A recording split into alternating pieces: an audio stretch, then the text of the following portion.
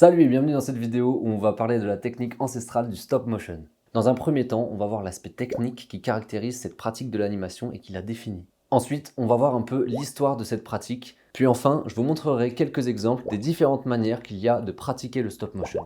Cette vidéo ne se veut pas exhaustive, il y a énormément à dire sur le sujet. Je vais essayer de vous faire un petit récapitulatif de mon expérience, de ce que j'ai pu lire, de ce que j'ai pu apprendre sur différentes vidéos, etc. etc. Mais encore une fois, il y a beaucoup à dire et je ne vais pas pouvoir tout dire dans cette vidéo.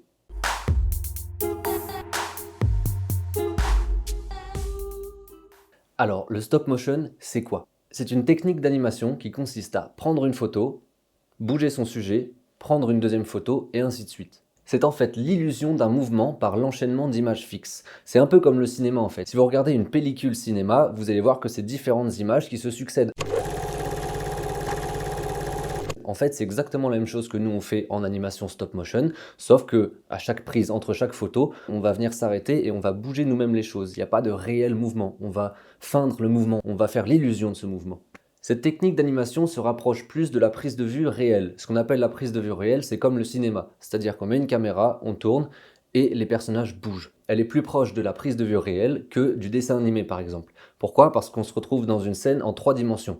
On a un éclairage, on a un cadrage, on a une texture, on a tout ça qu'on n'a pas dans le dessin animé par exemple. Pour faire cette illusion et pour donner vie entre guillemets à des objets qui sont inertes et qui sont sans vie, on va jouer sur la persistance rétinienne. La persistance rétinienne, c'est le fait que le cerveau humain va garder en mémoire, si on peut dire comme ça, une image avant de la remplacer par une autre.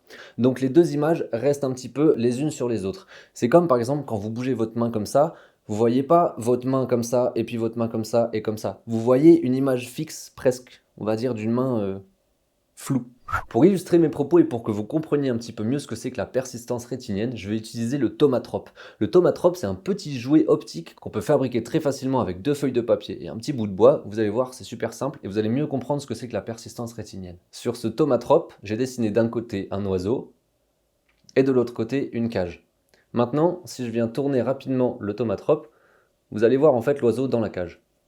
Donc ce qui se passe là en fait, c'est que votre cerveau se souvient de l'image de l'oiseau, mais en superposition, il met aussi l'image de la cage.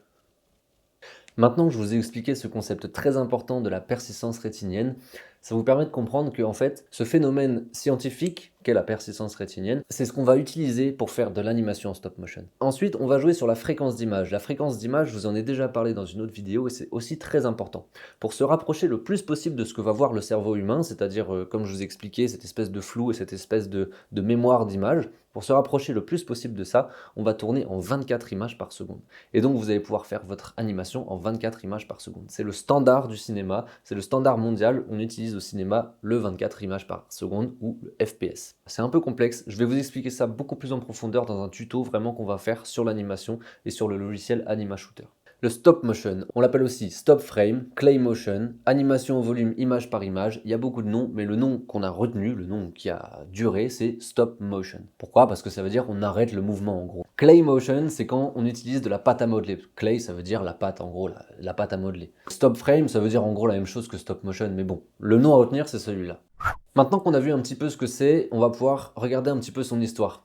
Qui l'a amené, comment c'est arrivé là, quelle évolution il y a eu un peu dans cette pratique. Le stop motion apparaît dès le début du XXe siècle, dans le cinéma forain. C'est-à-dire qu'en fait, à la base, c'est un spectacle. C'est inspiré du théâtre de marionnettes, directement inspiré du théâtre de marionnettes, parce que finalement, c'est la même chose en fait. On a un petit stand avec des lumières et puis on montre quelque chose à un public, on essaie d'épater un public. Au début du XXe, il y a quelque chose qui est primordial dans l'histoire du cinéma. C'est l'apparition du cinématographe inventé par les frères Lumière. Et lorsque monsieur Georges Méliès a connaissance de la sortie du cinématographe, il va faire un truc de fou. Lui, à la base, il est prestidigitateur professionnel. C'est-à-dire que son métier, c'est d'épater les gens avec des tours de magie, des petits tricks, etc. Et il s'est dit, mais il y a ce cinématographe-là qui est arrivé, ce truc-là où on prend des photos en mouvement. Je vais l'utiliser pour faire mes prestidigitations. On raconte que Georges Méliès aurait découvert la technique du stop motion un peu par hasard en utilisant un cinématographe. En fait, il était en train de filmer et sa caméra a bugué et la bobine a arrêté de tourner. Du coup, il s'est rendu compte en visualisant les images ensuite que son sujet était devenu un autre sujet, c'est-à-dire qu'un homme s'est transformé en femme et une voiture s'est transformée en corbillard.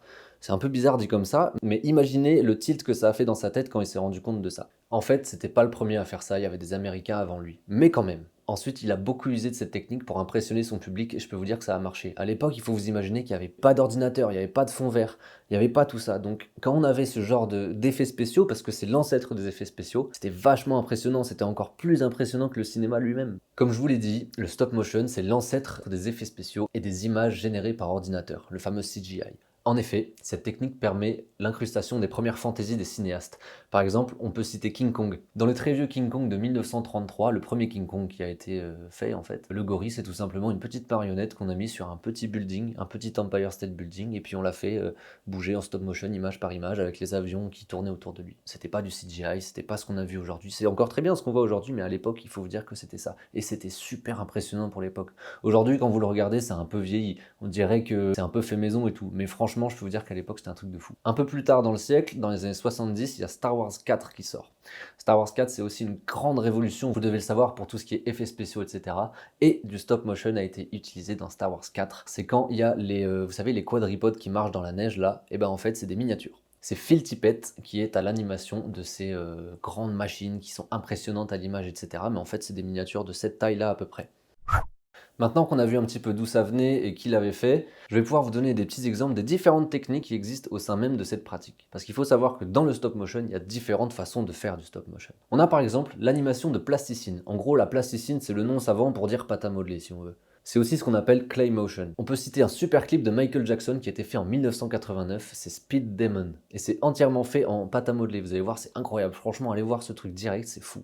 Toujours dans cette catégorie, on a évidemment le grand Wallace et Gromit que vous avez pu voir et que je vous invite à voir, que je vous en ai déjà parlé dans une vidéo aussi, il y a Chicken Run, il y a tout ça, il faut trop y aller, il faut aller voir, tout ça c'est en pâte à modeler, c'est super. Et plus vieux que ça, en 1908, donc on revient un peu au début du XXe siècle, on a The Sculptor's Nightmare. Désolé pour l'accent anglais, mais en gros ça c'est une vidéo super où vous avez 3 bustes qui sont faits en pâte à modeler et qui évoluent au fil de la scène, au fil de la vidéo, c'est complètement fou, ils se parlent entre eux, ils se déforment, ils se sculptent. En fait c'est un sculpteur qui essaie de sculpter, mais ces sculptures elles bougent toutes seules, c'est complètement fou.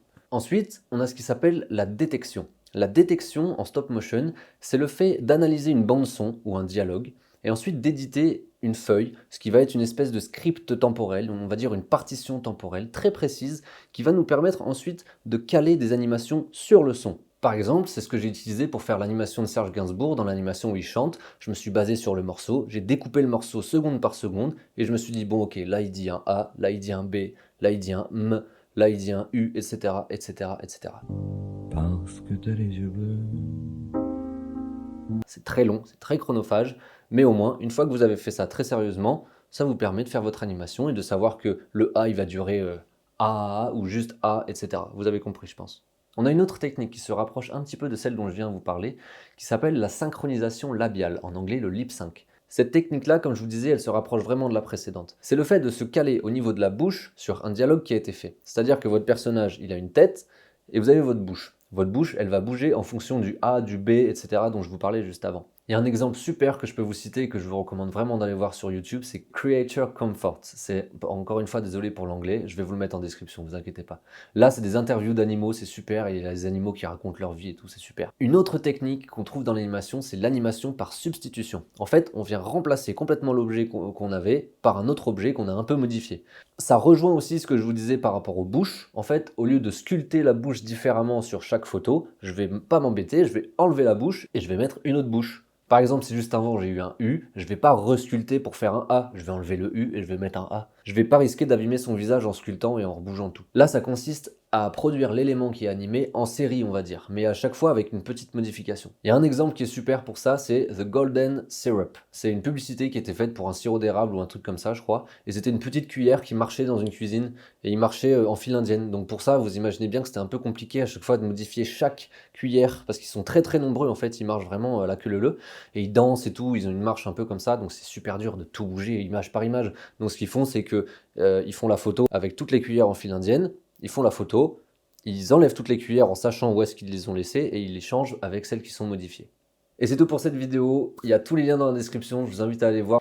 Je vous conseille d'aller voir aussi la chaîne de Edu Puertas. Si le stop motion vous intéresse, ce gars-là il est super fort. Faut parler anglais, en plus il a un accent espagnol, mais on comprend ce qu'il dit, c'est super simple et il fait plein de tutos, il est super cool. Il apprend plein de trucs au niveau pro et niveau amateur. Vraiment c'est super cool, vous allez voir, il y a plein de choses. Je vous mets sa chaîne en description. Et il y a aussi tous les liens des vidéos que je vous ai citées que vous pouvez aller retrouver juste là.